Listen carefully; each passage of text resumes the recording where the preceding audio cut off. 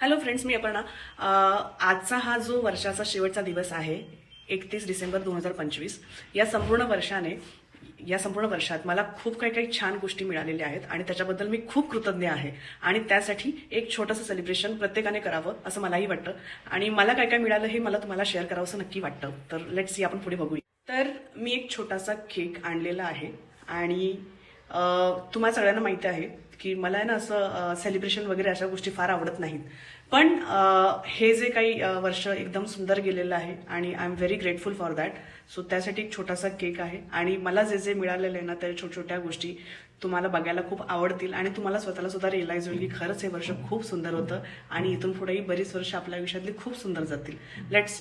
तर हा माझा केक आहे हॅपी न्यू इयरचा. तर सगळ्यात पहिली हे जे तुम्हाला छोटे छोटे असे टॅग दिसत आहेत ना, हे ॲक्च्युली माझ्या बोलतात ना असं ज्या माझ्या इच्छा होत्या त्या सगळ्या गोष्टी त्याच्याबद्दल मी ग्रेटफुल आहे. जसं की आता ही पहिली चीट आहे की थँक्यू 2025, माझ्यावर उत्तम सद्गुरू कृपा होती आणि आहे. येस. आता नेक्स्ट. थँक्यू 2025, यावर्षी नोकरीमध्ये चांगले रिमार्क्स मिळाले. वाव. थँक्यू 2025, मला उत्तम नवीन घर दिलं, त्यासोबत सेफ्टी आणि सिक्युरिटीसुद्धा छान आहे. थँक्यू. नेक्स्ट. थँक्यू 2025, मला उत्तम आर्थिकदृष्ट्या फायनान्शियली मला स्ट्रॉंग केलं, मला वेळोवेळी कामासाठी पैसे उभे केले, माझ्यावर पैशांच्या रुपयांची एकंदरीत लक्ष्मीची कृपा अखंड राहिली, यासाठी थँक्यू. नेक्स्ट. थँक्यू 2025, मला खूप चांगले शेजारी, मित्रपरिवार आणि उत्तम हे शहर राहण्यासाठी दिलं, यासाठी थँक्यू. नेक्स्ट.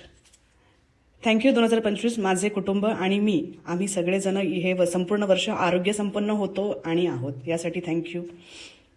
नेक्स्ट.